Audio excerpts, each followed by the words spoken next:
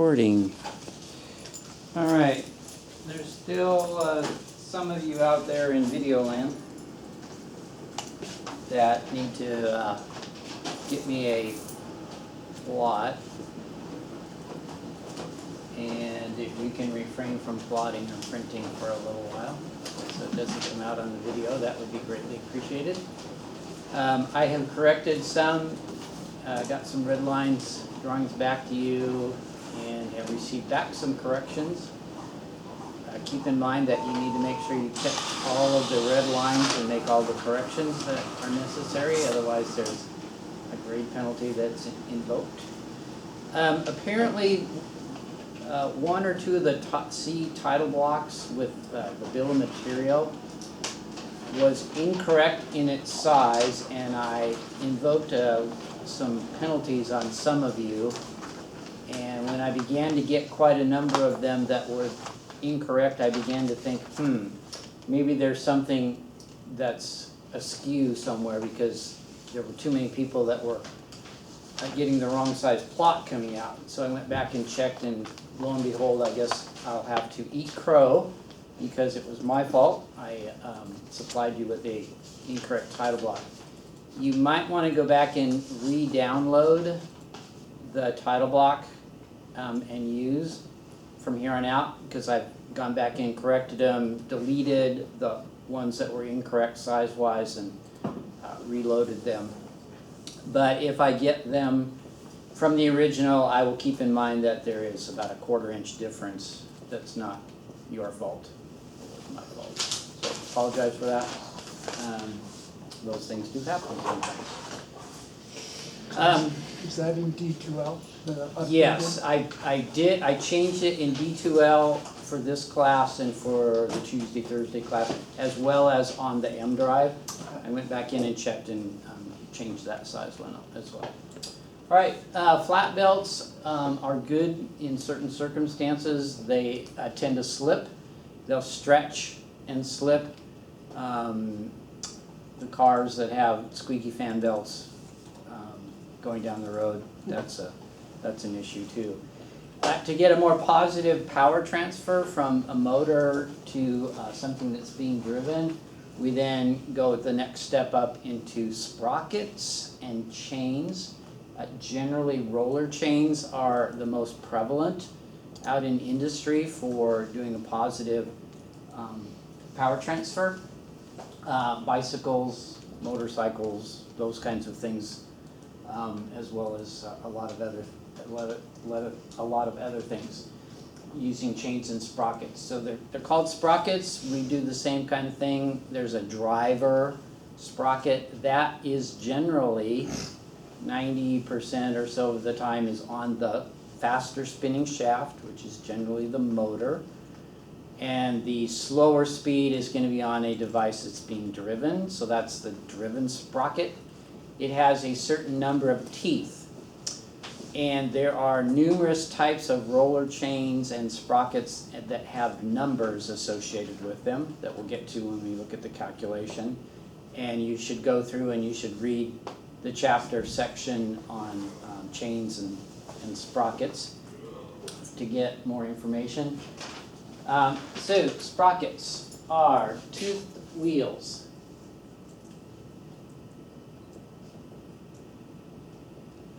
There's a multi-gear setup on a bicycle. You got teeth, and there's a certain number of them. So here's a sprocket that has a bore through it. There's no way of attaching this to any kind of a shaft, because there's no set screw that goes through. There's no keyway that's been machined into it. It's just simply a sprocket with a hub on it. It's pretty hefty. So this is supposed to line up with a certain roller chain, and they are sized accordingly. So there's really no slip. There's more positive drive connection, and then chains consist of numerous parts, and they're put together. There's a couple of interesting little YouTubes out there about putting together roller chains. You might want to look those up. I'm not sure if I showed that in my drafting orientation class or not back in the fall, but I might have. And so there's various parts to it. I guess a positive. So here's a roller chain that has a certain length to it. It's all part of the calculation that's involved in the number of teeth with the driver and the driven sprockets and the center distance. These do lengthen over time or start wearing, but not nearly as rapidly as you might find with a V-belt. So I can hand those around. You can take a look at them. That's heavy. Who do you reckon that would go to? It's just a drive of some sort. And then there are single roller chains, and then there's multiple roller chains that exist based on design and what needs to be done. So again, there's more information on that in the textbooks. You might want to go in. Yeah, they don't match up. Somewhere along the line, I've lost either the chain that went with that or something, and it's just not matching up like it should have. I used to have one somewhere. Too many years gone by. All right, so there's an importance in how much that the chain is tensioned correctly to prevent it from being disengaged from the sprockets, and also to make it function at its maximum efficiency. In a bicycle, it can be done by moving the back wheel. In certain circumstances, your center-to-center distance is pretty well fixed, and you might have to include an idler sprocket in there. We talked about idlers a little bit with flat belts. There's also in the bicycles, they call them derailleurs. So they've got a little tension in here to keep that chain at the proper sequence, because there's a certain amount of torque and velocity that goes around this wheel, and there's calculations involved with that as well. And then there is also a velocity ratio. Oops, that's not what I want. Where did it go? That's very similar to what we calculated when we talked about V-belts.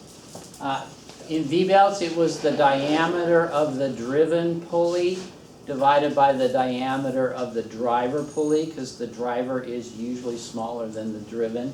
In this one, it's the number of teeth is going to give you the ratio in your velocity ratio. The number of teeth of the driven sprocket divided by the number of teeth on the driver sprocket gives you a ratio. The calculations for V-belt were a little simpler than they are for calculating a chain with the number of teeth and the number of sprocket. But it's pretty standard throughout industry. You go to different catalogs and you're going to find the same kind of formalization in them as you would find in the example in the textbook. And again, based on the number of teeth, like we had with ratios in the flat belt, is going to depend on how fast these operate. So the smaller one generally operates a lot faster so the driver is spinning faster than the driven. And it's pretty much the same kind of thing. All right, that's pretty much it on sprockets and chain drives.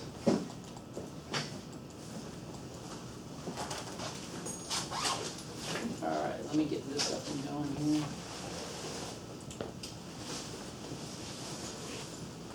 I would pass around this other one, but it's not much different. They do come in, lengths, and they also come as a continuous. This is just a continuous chain, and you can put in a device in here that will, so you cut it to the length that you need it, and then you put in a Master link. Master link, thank you. I was searching for the word that I was looking for. Master link that will hold them together. All right, and what do we got here? Come on. All right, so there are some calculations in the book. again, you're gonna go through and there's some reading that you can do. And then there's a sample problem. So let's take a look at that. On page 14, there is a chart in here that we will get back to as we do a sample problem. And unfortunately, there's some charts in here, so you don't have to do a lot of the other kinds of calculations. But there's a formula, and this is a pretty basic formula that exists in a lot of different catalogs and information that you're going to find out in the world. 2c plus m divided by 2 plus s over c. Eventually we're going to get into here where we're going to need a value. And so we come up with a value of f, which then translates into a value for s, which goes into the formula. And it sounds kind of complicated at this point, but once you work through a sample problem and see the steps involved, it's really pretty straightforward. Down below that, there's another one of these service factor charts that exist, like there was with the V-belts, where you look at what kind of device it is, and it has certain kind of service factors in them. There's also different types of driven loads. There's a smooth, there's a moderate shock, and there's a heavy shock. There is information in the text that you should go back into and look in Unit 20, Section 2, about different kinds of loading aspects. The type of input power, internal combustion engine with hydraulic drive, electric motor or turbine, internal combustion engine with mechanical drive, number of strands, multiple strand factor. All those are into the formula depending on what the design is going to be. And generally, as an entry-level drafter, you're going to be working with a supervisor, a mechanical engineer, most likely, that's going to do a lot of the major design elements, but they may ask you to size some chains. You never know. It's always good to have that kind of information. And again, it's horsepower and kilowatts. Horsepower is English units, kilowatts are metric. That's page 14. Page 15 starts off with some different charts. Again, depending on the design criteria, there's a number for a chain. The top chart says number 25, ASA standard roller chain. A number 25 chain has a pitch of 6. That's usually the center distance of the rollers itself. So a specific numbered roller chain has a specified specific pitch that goes together. They're combined up. You can see that a number 35 has a 10 pitch. Holy crap, it keeps going. Oops, sorry, that's kilowatt. I'm on the wrong one. I want horsepower. Horsepower, a number 25 chain has a 25 pitch. A number 35 roller chain has a 38 pitch. A 40 roller chain has a 50 pitch. And those numbers are associated with the specific chain. So page 15 and 16 you're going to disregard because those are metric. Page 17, page 18 are going to be used in your calculations. And again, a number 50 chain has a 62 pitch. And that goes into the formula to fill in the letters. This is, on page 19, is the kilowatt horsepower rating, or excuse me, is horsepower rating. So you're going to use that chart. You would not use the chart on page 20. They look exactly the same, except for down at the bottom, on page 20 it's saying kilowatt ratings. On page 19 it's saying horsepower ratings. So when you're in English units, you're gonna be using this chart and not the other one. The 15, 16, and 20 are ones that you won't be using in your calculations.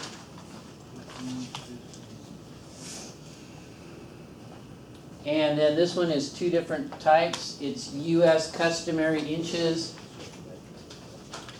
And this is a chart that gives you a little basic information to go off of. Depending on the number of teeth of the sprocket that you come up with, I'll just pick a number 14. For a particular pitch of chain, you've got a maximum bore and a maximum hub diameter. So that needs to be taken into account for the motor shaft diameter or the shaft of the piece of equipment that you're going to be running using a roller chain. There's some maximum sizes in there, so that has to fit into your design. Gordon, question? So the bore is the hole in the sprocket, The bore is the hole in the sprocket. and the hub is the size of the shaft, That's the bore, correct? and this is the hub. Ah. So you've got a maximum diameter of hub that might exist in your design, and you have a maximum bore diameter that will go for number of teeth, That helps. okay? And the teeth are the outer diameter? The teeth is OD out here. Yeah. And then the last page you have to be aware of is that there are certain numbers of teeth that are available, and there's certain combinations that are available. For instance, in a number 25, you have these number of teeth that are available that you can go to McMaster Carr, you can go to a bearings roller chain company here in the area somewhere, and you will find that you can get those number of teeth.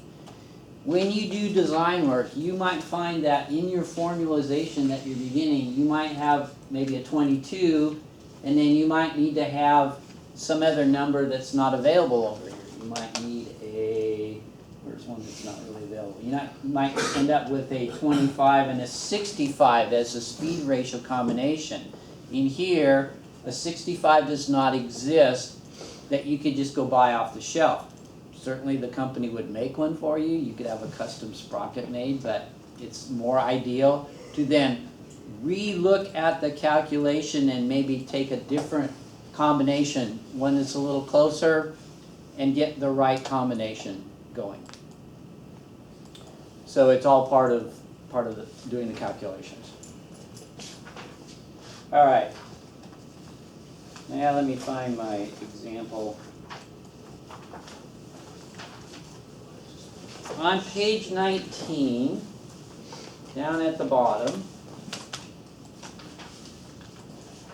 there is an example roller chain sprocket problem.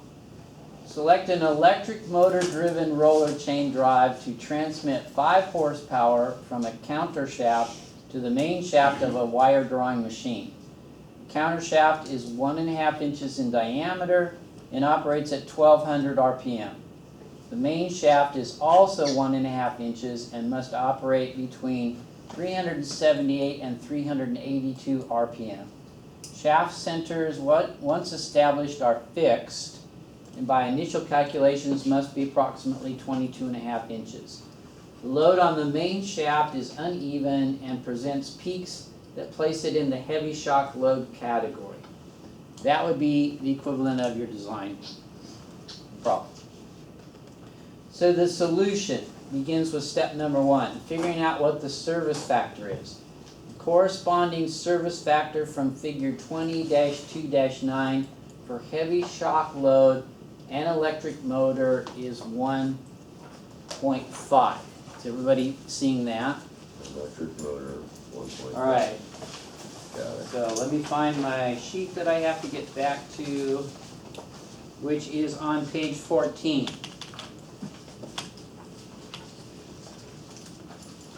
So electric motor, heavy shock for the type of loading, gives you 1.5 as your service factor. Okay, that's pretty easy to do.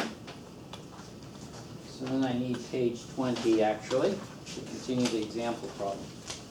All right, taking that service factor and the type of motor or drive that you have, then you have to do something with your design horsepower. So the original design horsepower is 5 multiplied by the service factor due to the heavy shock of 1.5 equals 7.5 horsepower. That becomes your new design horsepower in your design problem. Okay? If there's no service factor, which sometimes happens, then you may not have to make an adjustment. So you take that.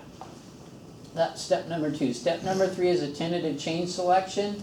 On the horsepower rating chart on page at figure 20-2-14, the suggested selection using a design of 7.5 horsepower and 1200 RPM is for a sprocket is a number 40. That's a number 40 roller chain, which gives you a 0.5 or a half-inch pitch for the beginning of the solution. Everybody see that from a theory standpoint? Yeah. Okay. The practical aspect of that is using page 19.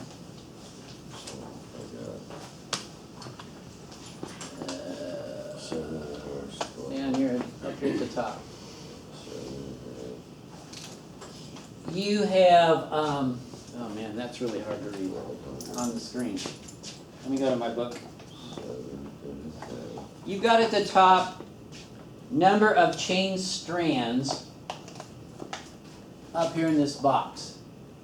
You've got 1, 2, 3, 4 strands in here. We have a single strand roller chain that we're going to be using. So we're going to use this column right here. And we come down until we find 7.5 horsepower on the left-hand side of the chart, which happens to be this designation right here. And then along the bottom, we're going to go until we find the closest that we can get, unless we can hit it right on, the RPM of the driver, which is 1200. Everybody seeing that? It's gonna fall into the 40 shade. All right. So I need a couple pieces of paper here to kind of make some lines. Hopefully this will be big enough. Is it falls in that shade? Yeah, this is really shady. All right. So unfortunately my document feeder is a little fuzzy-ish. All right. So I'm going to find 7.5, which is going to give me that on the chart. All right. You're going to find it a little easier to see in your book. And then at the bottom, I'm going to find 1200 RPM, which ends up being There. right there. See if I can get in just a little bit. All right, so there's 7.5.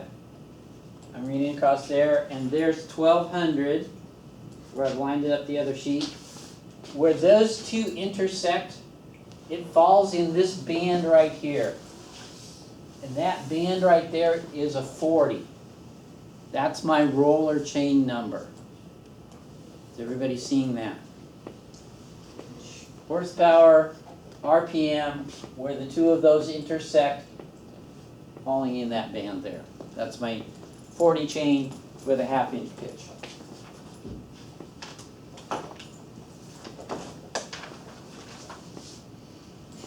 Yeah, I'll probably have to go back out a little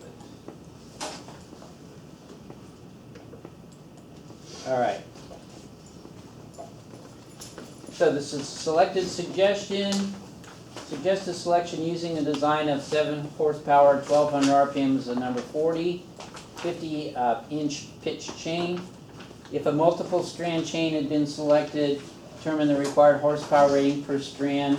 Well, that's not necessary because we're using a single strand. All right. Glenn, Yes. how did they get the 0.5 inch pitch? It comes with a number 40. Is there a chart that shows it? Yes, there is. I breezed through those.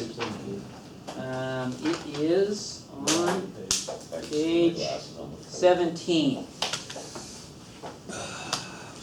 Page 17, number 40, roller chain is a 0.5 pitch, Okay, or half-inch distance between the roller centers. okay. That's what does that. Okay. All right.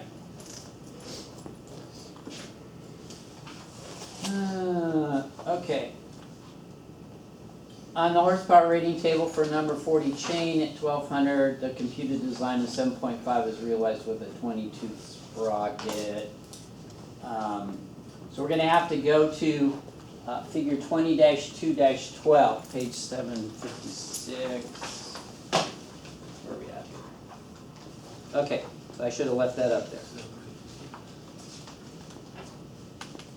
All right, so we are using the revolutions per minute of the small sprocket, which is the driver, 1200, and we're going to come down here and we're going to find,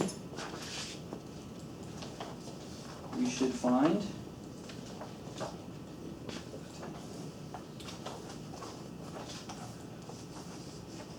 we're looking for the closest number we can get to 7.5. So we find 7.69 right here. The other alternatives are 7.27 and 8.11. They're further away from 7.5 than the 7.69 is. Everybody see that? So I go across this column and I find that my number of teeth on the small sprocket should be 20. Very similar to the V-bell, where we look at the RPM of the motor and we read across and find the small diameter. We went to another chart and we applied that in and found the driver diameter. All right? Everybody good with that?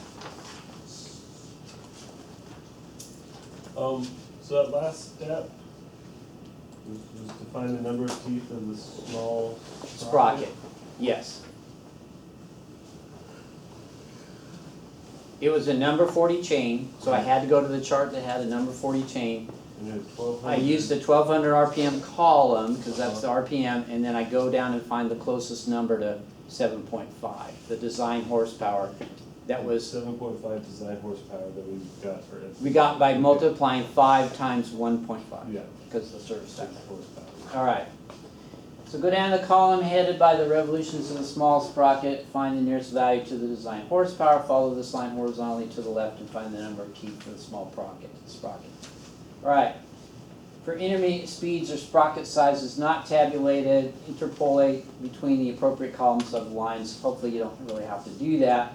So now what we do is we check the maximum bore for the selected sprocket on chart 20-2-16. Which is this chart. Oop, not that chart. So we have 22 Where'd it go? out of 5. Ah, this chart right here. That's gonna be 1.94. 20-2-16 on page 21. All right, so I am at a half pitch chain because that's what the number 40 is. The maximum bore for a 20 tooth, I read across here, and I find that the maximum bore is 1.78, so 1 3/4 of an inch. I think I'm okay with my motor. And the maximum hub diameter would be 2.62. I just have to make a quick check to make sure that it doesn't really tell us what. Oh, it just told us what the diameter of the motors was 1.5. Remember that from the very start of the problem in the design information. Red. Wasn't that supposed to be a 25 sprocket tooth sprocket? 20. I'll have to ask you after the. Okay. Both shafts are 1.5. So this is going to be okay for the diameter of the design. Remember we started with the design back here. The counter shaft is 1.5 inches. And the main shaft 1.5. is 1.5. That's what we're checking, just to make sure that it's gonna work.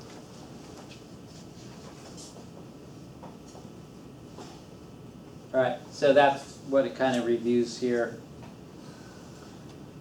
It says, from the rating table for the next larger chain number, this problem, the 22 sprocket will accommodate the 1.5 inch shaft. Selection of the large sprocket. Since the driver is to operate at 1200 RPM and the driven at a minimum of 378 RPM, the speed ratio is equal to 1200 divided by 378, or 3.17 to 1 speed ratio, based on the initial selection of the sprockets and the chains and the pitch. Therefore, the large sprocket should have 20 times 3.17 teeth, or equal to 63.4 teeth, mathematically calculated. The odds of having a 63.4 tooth sprocket are 2, slim and none.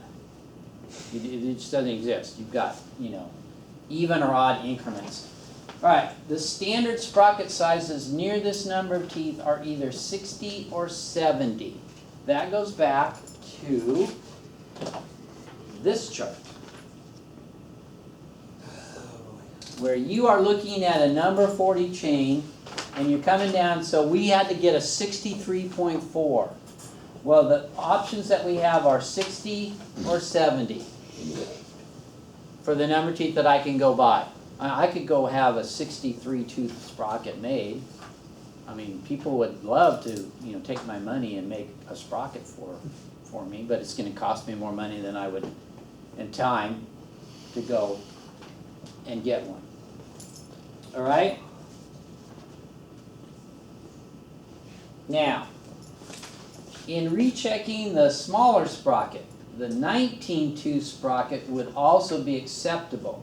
This would require a large sprocket of 19 times 3.17 teeth, or equal to 60.2 teeth. We can use the 60 tooth available sprocket.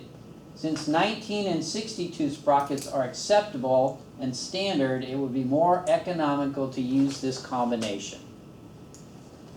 Alright? Which means that if I go back to my chart of my number 40 chain, and I go 1200, and I come down here and I go 7.27, which is, 0.23 away from 7.5, I can come across here and I'm going, okay, I could use a 19 tooth sprocket and a 60. It's going to be close enough, speed ratio wise. It's going to get closer to my speed ratio than I would by certain other combinations. Fudge factor. Okay, well, it's a design factor.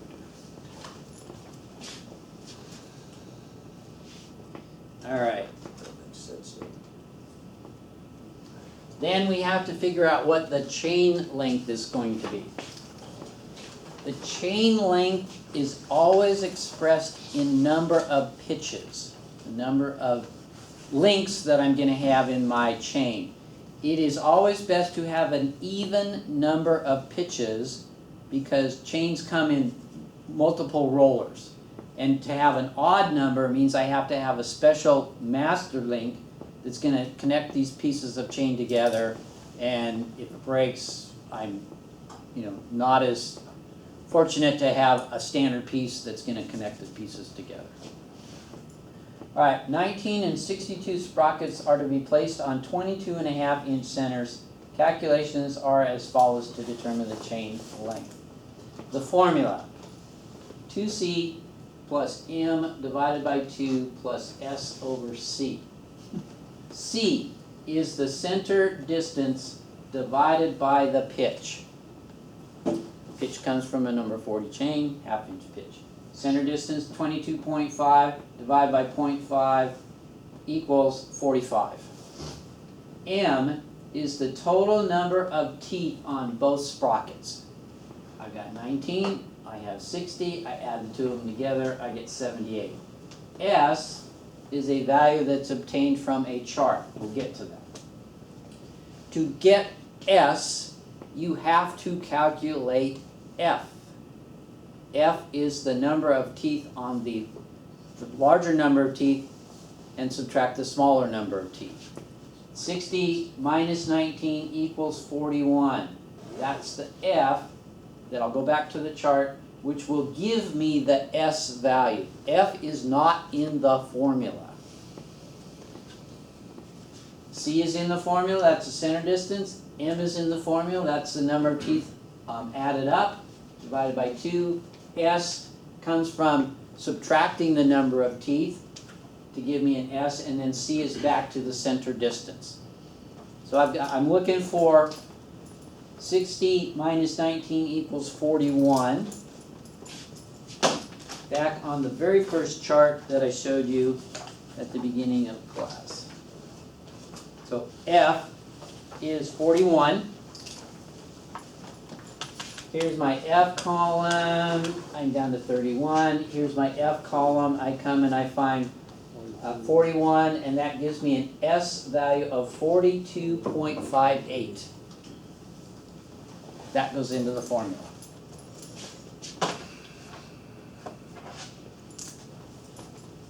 .41 gives me 42.58. I substitute my values. 2 times 45, which is C, 79, which is M, divided by 2, S, which is 42.58, divided by 45, which is the center distance, gives me 130.44. I'm looking for an even number of pitches. What do you think I'm going to use? 130. 130. Since the chain is to couple to an even number of pitches, we'll use 130 pitches because the leeway on the 22.5 inch centers is not critical. It's once we establish the length of the chain, then we can kind of solidify the center to center distance. Where's my last sheet here? I have to go back to my.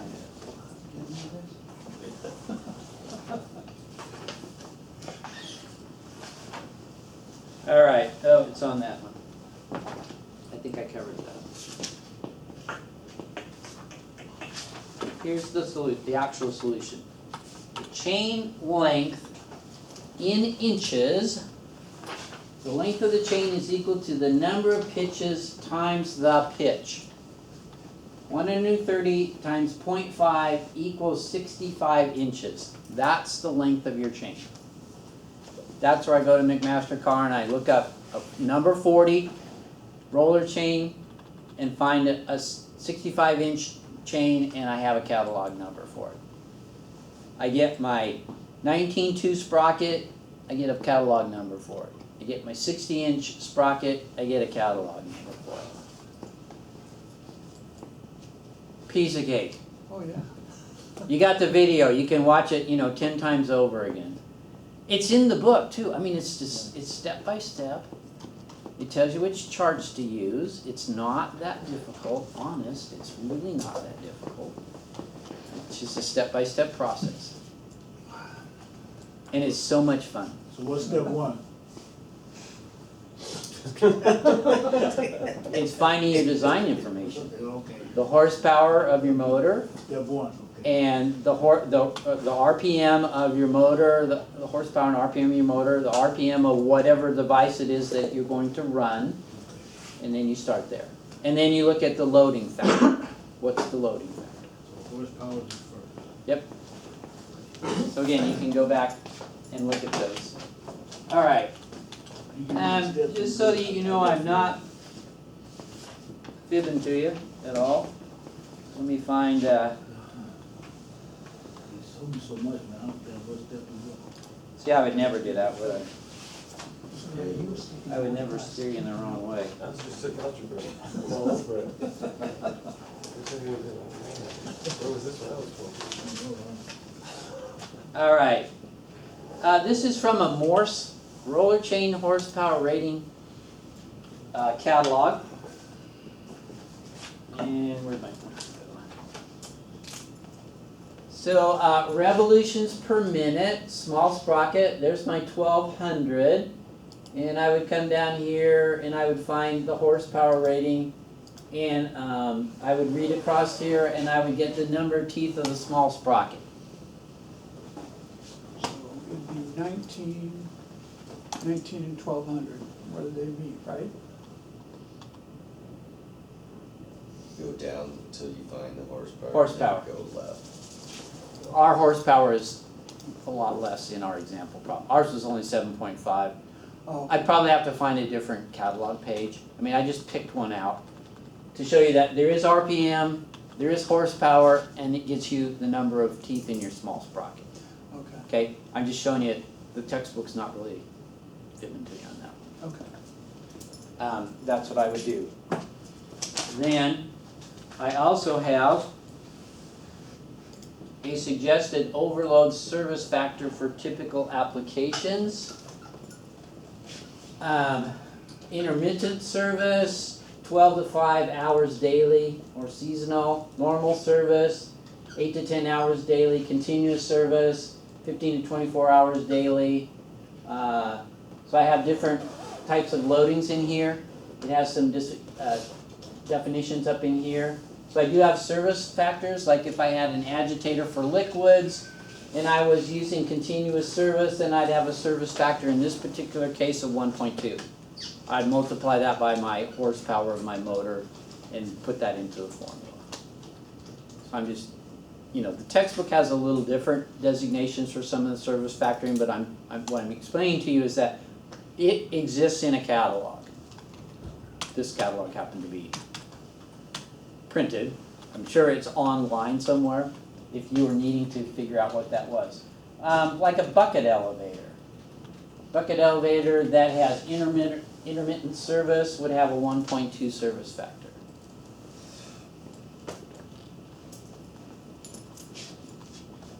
And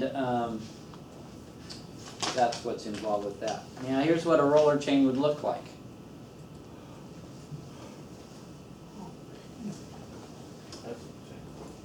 You have rollers, you have bushings inside of that, you have two plates, and then you have a pin link that has pins in it.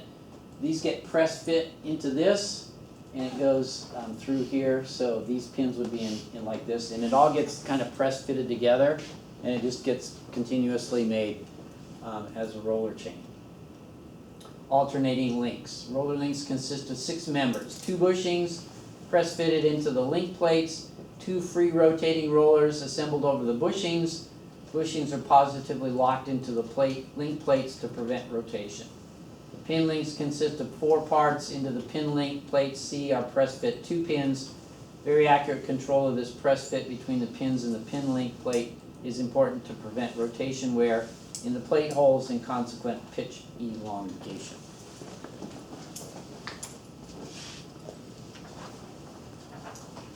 There are also, once you figure out what some of these sizes are, based on the number, there's dimensional data that comes out of a catalog.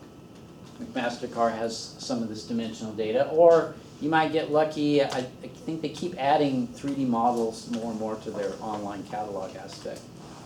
If you were having to put this into a drawing, then you have a part number, and you have diameters, and you have stock sizes marked X. So you're going to take alphabetical letters and you're going to equate them to the dimensions, and you have the dimensions that you would be necessary to do the detailed drawing of your assembly, which is what you're going to get to ultimately. All right, so it all exists out there. All right, any questions at this point? What is step 2? It's in the book, man. Easy stuff. All right, I'm going to continue on then with the discussion about starting assignment number 4. So pay attention to this next announcement. I will not be here on Wednesday. This room will not be open on Wednesday. Not unless I can ask Justin if he wants to sit in here and have the room open. I haven't cleared it with him yet. I have a college committee meeting that I have to go to that's at Sylvania at 3 o'clock, so I have to leave here about 2 o'clock, which is the time the class starts. I will let you know if the room will be open and available to you. Otherwise, sorry. So I'm gonna start the discussion and probably continue it on next week. That's what's listed on the content in the class calendar. It just kind of says open lab, but I'm probably not gonna be able to open the room up at this juncture. I'll let you know. All right. Get some of this stuff out of the way. How many pieces of paper?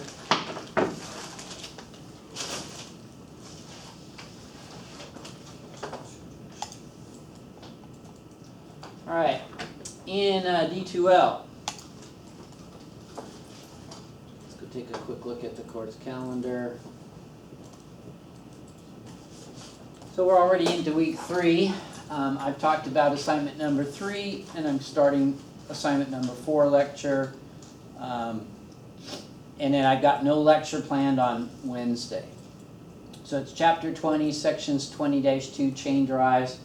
The chain calculations submitted through the assignment folder, and then the centrifugal fan chain drive assembly drawing that you're going to start working on. So I'll probably continue a little bit more or answer any questions on next Monday on that, and then open lab next week for week 4. So it'll be really similar to week 1 and week 2. Week 1 we started the assignment and you started working on it, and then you had another week to work on it before we go on. April 26th is a progress check of your electronic submission drawing for assignment number 4, the chain drive assembly drawing. Assignment number 4 drawing is due for submission Tuesday. Oh, that should have been Monday. Oops, I gotta change that date. Monday, May 3rd. Or Wednesday, May 3rd, sorry. So you get quite a bit of time to work on it, and most of the drawing's already been done for you. Actually, that's probably May. I'll change that and get that out. All right. The drawing is in content.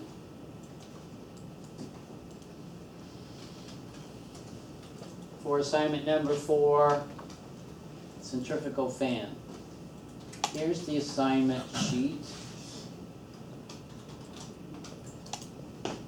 Oh, that didn't change that. Okay. Here is your design criteria for assignment number 4.